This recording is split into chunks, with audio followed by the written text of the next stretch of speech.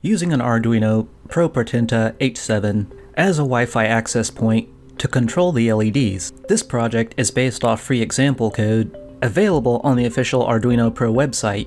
You can find a link in the description, and for the record, I'm not affiliated with Arduino other than being a customer for well over a decade. In this video, we're using their third example for letting wireless devices such as smartphones and personal computers change the three LED states from a web page that the Arduino will generate. Most likely, we will also update the firmware for the Wi-Fi radio.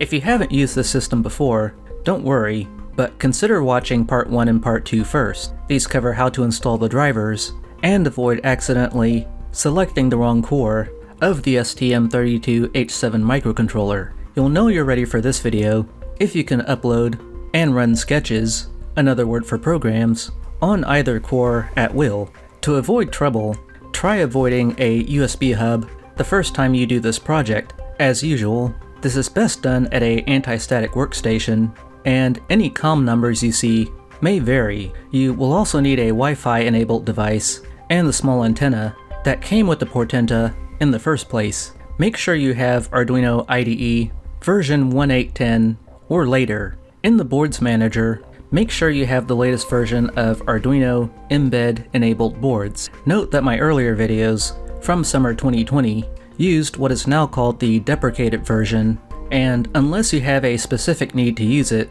you should not use any version that is flagged as deprecated. I've tried these versions, and mine did have Wi-Fi connectivity problems, mainly with getting Android devices to join the network and view the content. At the anti-static workstation, carefully attach the antenna to the jack by firmly pressing them together. This UFL connector system is known in the industry to be somewhat delicate and isn't made for repeated mating and unmating. In other words, consider leaving it attached from this point forward.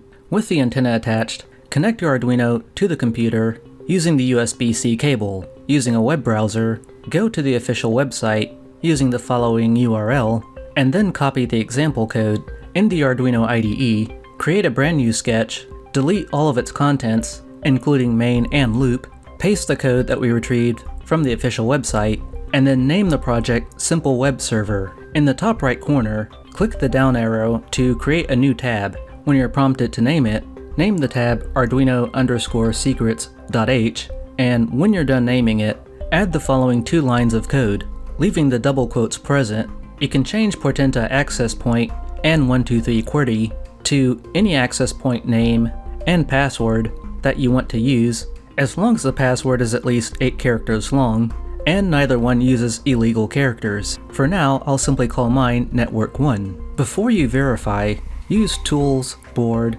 to select the Arduino Portenta H7 M7 core if you haven't already done so. Select the appropriate COM number, and press Upload. Your Wi-Fi access point won't become visible until after you start Arduino IDE's serial monitor. This condition is enforced by a while loop near the start of the program, which you can comment out later. When you open the serial monitor, your application will attempt to create an access point using the existing firmware on the Wi-Fi radio. The serial monitor may report device disconnected from AP, however this is normal, and we'll see it later. You may see the error message, failed to mount file system containing Wi-Fi firmware, and if so, it's an easy fix thanks to another example program. To get rid of that error, go to File, Examples, and near the bottom of the list, most likely, look for Portenta Wi-Fi Firmware Updater. Without changing anything,